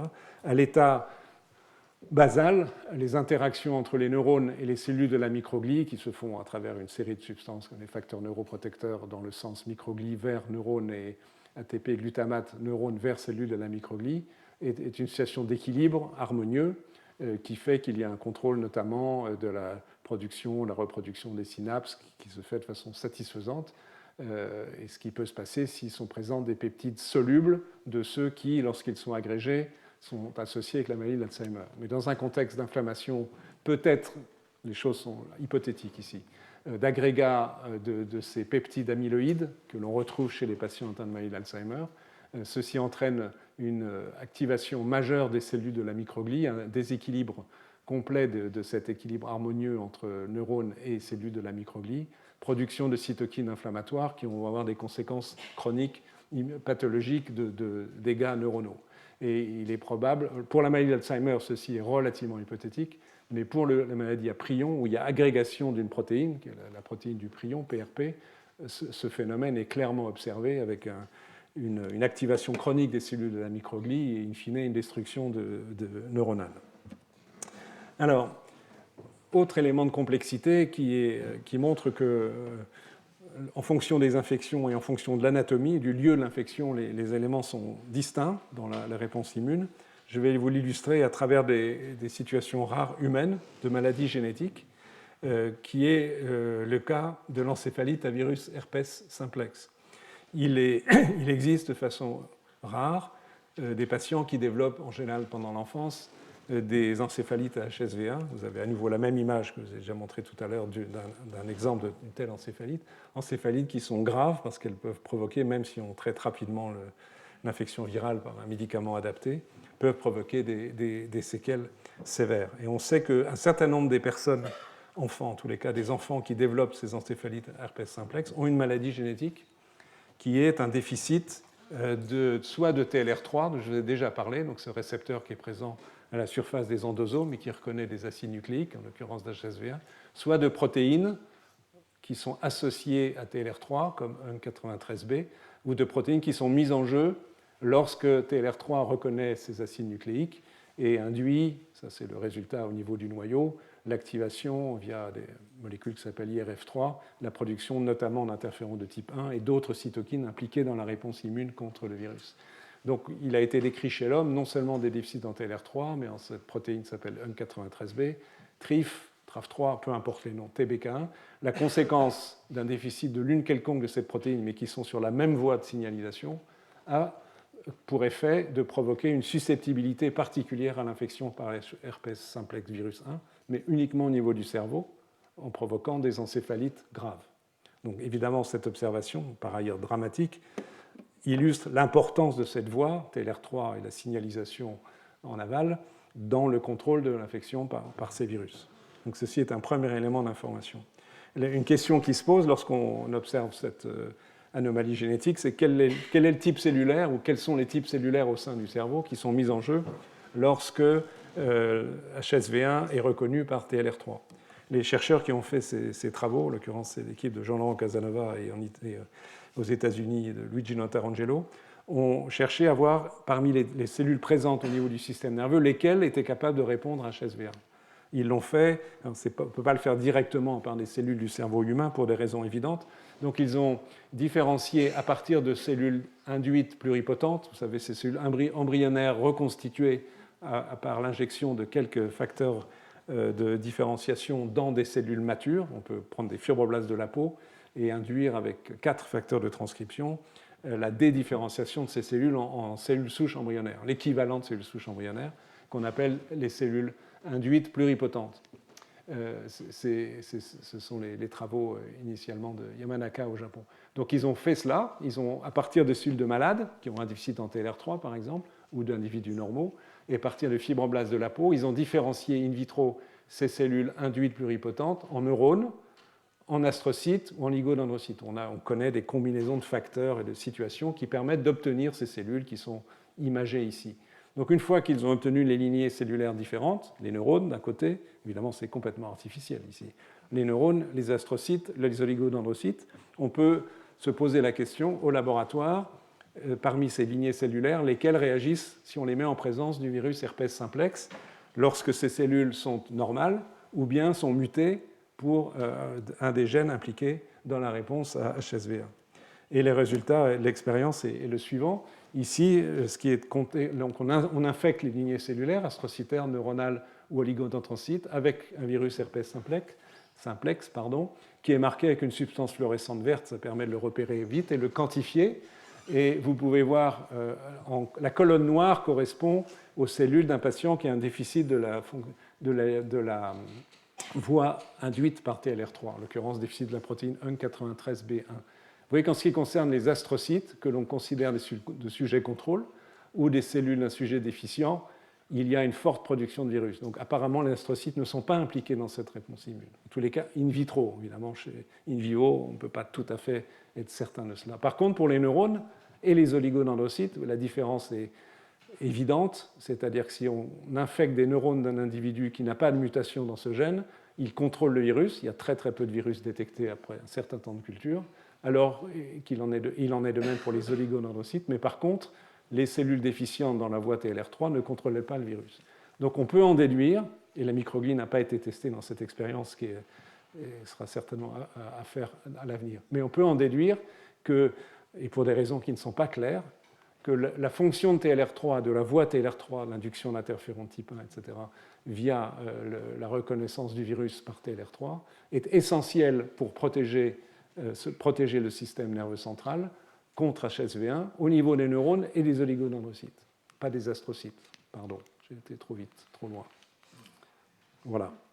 Mais je ne sais pas si la microgliée est impliquée. Mais au-delà du détail de l'expérience, son intérêt, c'est de montrer à quel point est raffiné le système, puisqu'on parle d'un virus donné, d'une localisation donnée, et on va voir même que c'est une sous-localisation dans un instant, et d'un certain type de cellules et d'une réponse particulière qui est critique. Si cette réponse est absente ou déficiente, la prédisposition à ce virus est majeure et provoque des dégâts terribles. Si par contre ce système fonctionne, les risques sont beaucoup plus faibles. Mais on n'est pas capable aujourd'hui d'expliquer pourquoi et comment se fait-il que cette voie moléculaire-là est absolument critique pour combattre ce virus au niveau des neurones et des oligodendrocytes et pas autrement. Et on peut aller encore un peu plus loin avec un autre exemple, d'ailleurs du même groupe. C'est le groupe de Jean-Laurent Casanova, d'un papier qui vient de sortir dans le journal Cell, qui est une autre susceptibilité génétique à une infection virale au niveau du système nerveux central et qui est encore plus étonnante. Donc il s'agit de quelques enfants qui ont développé des encéphalites sévères du cerveau, mais uniquement du cerveau postérieur, donc la partie postérieure du cerveau, provoquée à nouveau soit par herpès simplex, le même virus que celui que je viens de discuter dans le contexte du déficit de la voie TLR3, mais aussi des infections graves par le virus de la grippe ou un autre virus qui s'appelle le neurovirus. Et ils ont trouvé que ces patients qui développaient ces encéphalites sévères de la partie postérieure du cerveau avaient des mutations d'un gène qui s'appelle DBR1, dont là on entre dans le mystère, parce que comme vous allez voir dans une seconde, il faut aller jusque-là, à droite, le gène DBR1 code pour une substance, une protéine qui est impliquée dans le métabolisme de l'épissage des gènes. On est très très loin des réponses immunitaires, et ce produit DBR1 permet de cataboliser des produits d'excision lors de l'épissage des ARN qui permet de relier les exons et de voir un ARN messager mature. Pourquoi ce déficit en DBR1 favorise l'infection ? On n'a aucune idée aujourd'hui. Donc ce n'est pas le message que je veux vous apporter, c'est le message que vous apportez va suivre dans un instant. Vous avez ici une famille nombreuse, et les carrés noirs sont des hommes, ou des garçons, des enfants, excusez-moi, et les cercles noirs des filles qui ont développé ces infections sévères. Donc c'est juste pour vous montrer qu'il y a une transmission héréditaire d'une maladie qui est autosomique récessive, qui provoque donc un déficit de fonction lié à DBR1. Donc la relation avec l'infection virale, on ne la comprend pas, mais elle existe, parce qu'à nouveau, de façon artificielle, si on prend des fibroblastes, on est loin des cellules du système nerveux, mais c'est une indication, si les fibroblastes d'individus déficitaires en DBR1, c'est le courbe bleue, les cercles bleus et les cercles rouges, comparés toute une série de contrôles, et on infecte ces cellules avec un virus herpès simplex à nouveau vert, qui permet de le compter très facilement sous le microscope, vous pouvez voir au cours du temps que si on le fait avec des cellules contrôle, donc qui expriment DBR1, l'expansion virale est modérée au niveau des fibroblastes. Par contre, si l'expérience est faite avec des fibroblastes mutés pour DBR1, les rouges et bleus, vous voyez qu'il y a une production de virus colossale, donc qui montre qu'il y a bien un lien entre DBR1 et le contrôle de l'infection par le virus. Donc la façon dont cela fonctionne, on n'a aucune idée. Le point intriguant, c'est que DBR1, j'ai un doute subitement, DBR1, il y a une faute ici, est particulièrement exprimé dans la partie postérieure du cerveau et la moelle épinière, là où se produisent ces infections chez les patients déficitaires dans cette molécule. Donc on arrive, c'est ça mon point, ce long discours, c'est pour arriver à cette diapositive, juste pour vous montrer le degré de sophistication des réponses immunes qui ne sont pas les mêmes au niveau des régions distinctes du cerveau, de façon schématique en termes de réponses antivirales intraparenchymateuses. Je parle donc de ce contexte des encéphalites. On a vu que TLR3 joue un rôle très important dans l'immunité contre herpès simplex, et il s'agit essentiellement du cerveau antérieur, et DBR1, par un mécanisme totalement inconnu, donc ça c'est malheureusement, je ne suis pas capable de vous en dire plus, joue un rôle important dans l'immunité contre des virus au niveau de la partie postérieure du cerveau. Donc il y a une régionalisation des réponses immunes par des mécanismes non connus et pour des raisons inconnues. il reste du travail, mais ce sont des pistes de recherche intéressantes. Donc c'est la conclusion de ce que je viens de dire est marquée à nouveau ici, et la conclusion de la conclusion, c'est qu'évidemment ces affaires sont complexes. Alors, il faut parler j'ai parlé que d'immunité innée jusqu'à présent. Il est nécessaire de parler de la façon dont l'immunité adaptative est mise en jeu au niveau du système nerveux central et au niveau des méninges. À nouveau, quelques exemples que j'ai déjà évoqués d'ailleurs d'anomalies génétiques chez l'homme qui provoquent des prédispositions à des infections sévères du cerveau, toxoplasme, listeria, cytomégalovirus, entérovirus, en fonction du type de molécule pour ce qui est du CD40 ligand ou de cellules déficientes. Par exemple, à nouveau, des déficiences de différents types en lymphocytes sont susceptibles de provoquer des abcès ou des encéphalites très sévères par le listeria ou par le cytomégalovirus, donc qui donnent des indications sur l'importance de ces cellules dans les réponses immunes. Alors comment ça fonctionne? Je vous rappelle qu'à l'état basal, il n'y a pas de lymphocyte T ni de lymphocyte B au sein du parenchyme cérébral et qu'ils sont en périphérie, et qu'il y a un passage, comme vous pouvez le lire ici, à très très faible débit via la barrière hémato-encéphalique et lymphatique. Je vous ai évoqué le fait qu'il y avait des lymphocytes à l'état basal dans le système lymphatique, donc une espèce de surveillance périphérique par des lymphocytes T non activés avant que des signaux de l'immunité innée soient mis en jeu. Récemment, donc, a été montré qu'il y avait, contrairement à ce qu'on pensait, un réseau lymphatique associé au cerveau et qu'au niveau de ces lymphatiques, c'est un cerveau de souris, on peut trouver, vous allez le voir dans l'image qui suit, des lymphocytes qui circulent. Ce sont des images donc, de microscopie confocale à haute résolution. Vous avez ici le sinus sagittal, donc c'est ce qui se passe en haut là, dans la région centrale de la vue verticale d'un cerveau de souris. Vous avez ici, c'est la région vasculaire, et en périphérie, ici, il y a une région lymphatique, et en rouge sont marqués des lymphocytes T. Vous pouvez les... Ouh là là, catastrophe totale. Voilà, je suis revenu, pardon, excusez-moi. En plus fort grossissement, vous le voyez ici, vous avez l'échelle, la petite barre blanche représente 10 microns. Vous avez une série de lymphocytes alignés, en fait, qui ne sont pas dans la circulation sanguine, qui est là, mais dans des lymphocytes lymphatiques, des vaisseaux lymphatiques qui bordent ce sinus sagittal veineux. Et on le retrouve ici en périphérie du sinus avec un marquage, cette fois-ci en vert. Le piège, c'est que ce n'est pas la même couleur. Les lymphocytes sont en vert. Donc il y a les lymphocytes dans le vaisseau lymphatique, alignés le long des sinus, qu'on peut considérer comme des cellules qui sont en situation de surveillance immunitaire qui seraient mises en jeu si un agent infectieux était présent localement. Donc, bon, les choses fonctionnent. À partir de lymphocytes qui sont pour l'essentiel d'activité en périphérie, ils sont susceptibles de pénétrer, notamment au niveau des plexus choroïdes où l'endothélium est fenestré. Ils sont attirés par des chémokines, vous en avez une ici qui est CCL20, qui va permettre aux lymphocytes de pénétrer, d'adhérer aux cellules épithéliales et de pénétrer encore plus loin. Et au niveau des vaisseaux périméningés, ils utilisent en particulier une molécule d'adhésion qui s'appelle la sélectine, qui leur permet d'adhérer aux cellules endothéliales et ensuite de pénétrer soit à travers, soit entre les cellules endothéliales. Et ici, un message est de dire que ces systèmes d'attraction diffèrent d'un organe à l'autre. Le cerveau qui nous intéresse aujourd'hui, en ce qui concerne l'attraction des lymphocytes, ils sont attirés via un récepteur de chémokine qui s'appelle CCR6, qui n'est pas exprimé par des lymphocytes qui migrent dans l'intestin ou qui migrent dans la peau, qui ont leur propre système. Donc il y a un système de régionalisation de la migration, de l'attraction des lymphocytes. Donc je vais passer ça parce que je commence à être en retard, sérieusement. Donc l'entrée des lymphocytes se fait en plusieurs temps. Le premier temps qu'on a déjà vu, donc, est cette phase de pénétration avec adhésion, il faut qu'ils soient actifs, qu'ils aient été préactivés au préalable, naturellement, par la libération de substances inflammatoires. Ils se retrouvent dans un espace périvasculaire où ils seront en contact en particulier de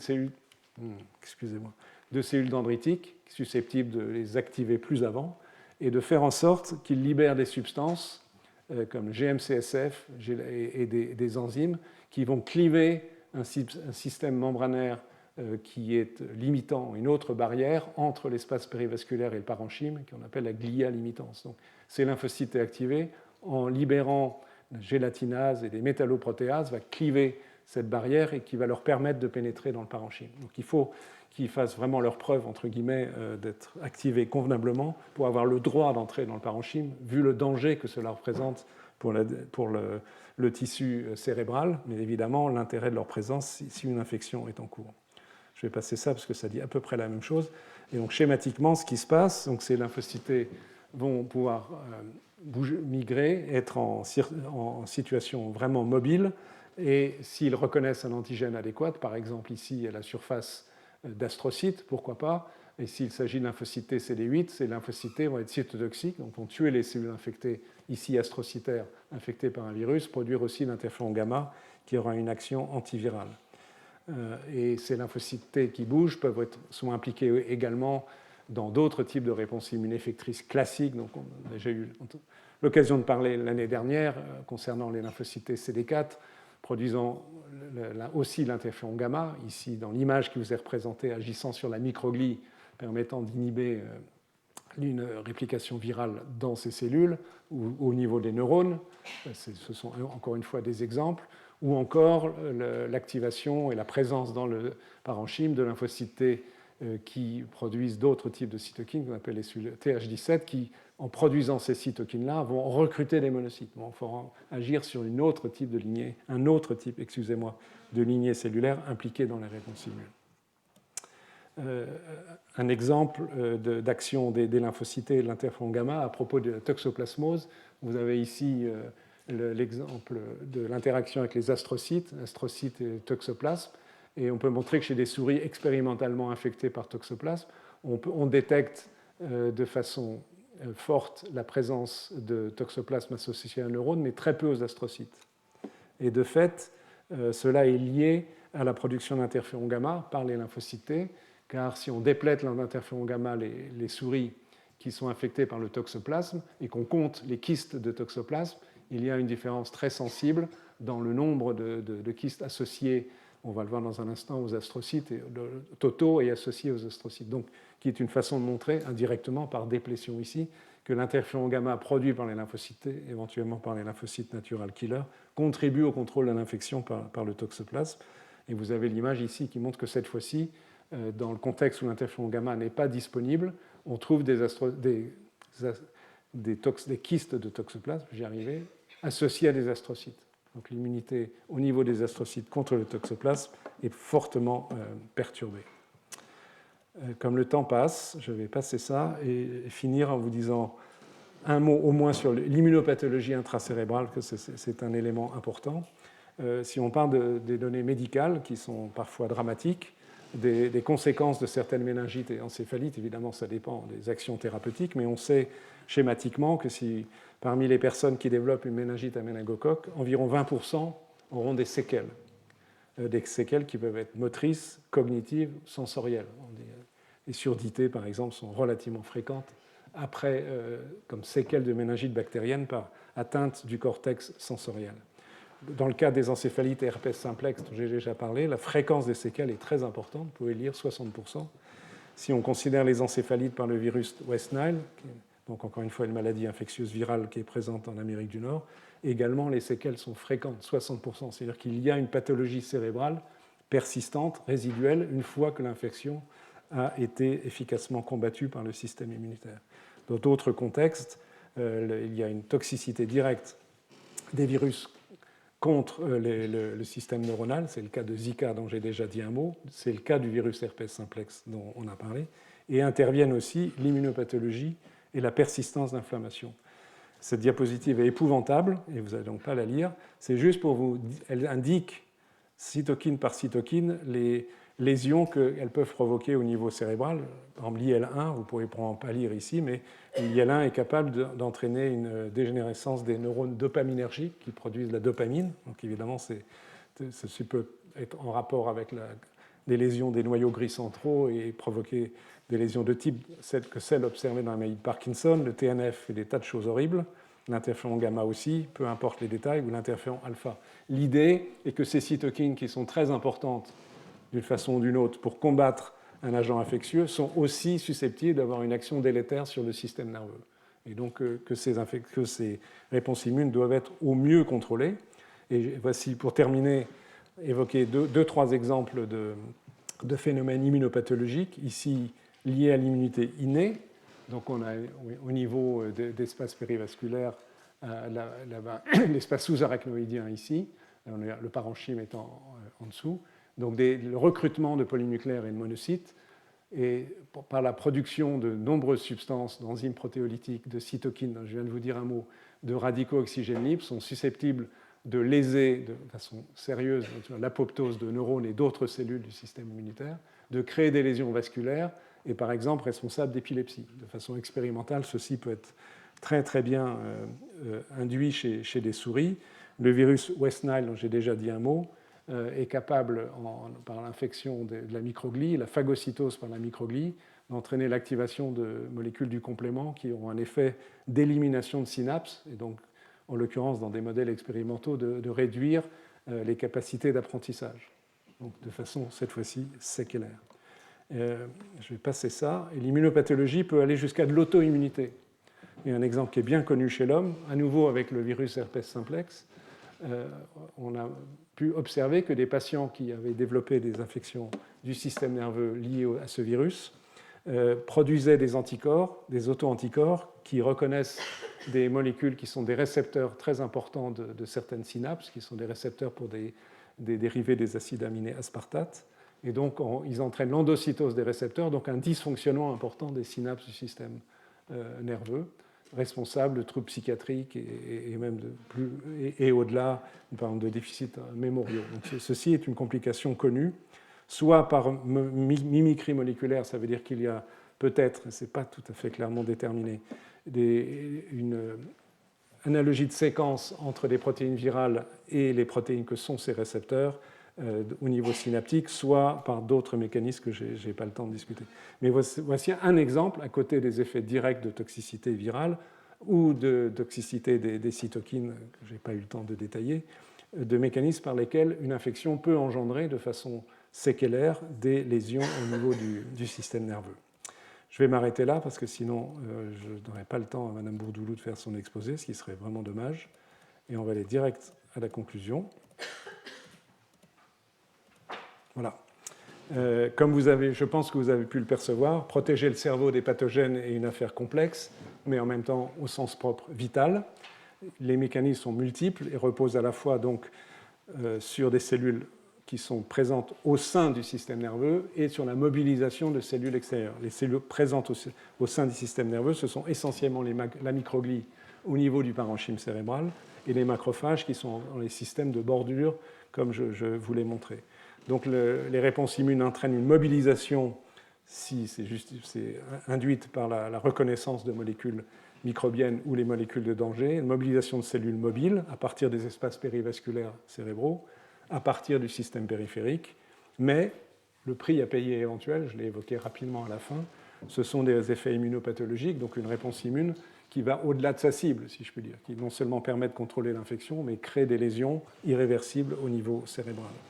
On a aussi vu, avec quelques exemples, même s'ils sont incomplets et un peu frustrants pour l'instant, qu'il y a des spécificités inhérentes aux pathogènes, donc les réponses immunes évidemment ne sont pas les mêmes en fonction des pathogènes, mais aussi en fonction du site d'infection dans le cerveau. On a vu que ce n'était pas la même chose dans la partie antérieure du cortex que dans le cerveau postérieur. Et donc, évidemment, la tentation est forte de penser, et c'est l'objet de beaucoup de recherches, que ces phénomènes de réponse immune intracérébrale sont potentiellement associés aux maladies neurodégénératives, mais c'est un autre sujet qui, en soi, pourrait comporter plusieurs heures de cours, donc ce ne sera pas l'objet de cette journée. Je vous remercie et je vais m'arrêter là.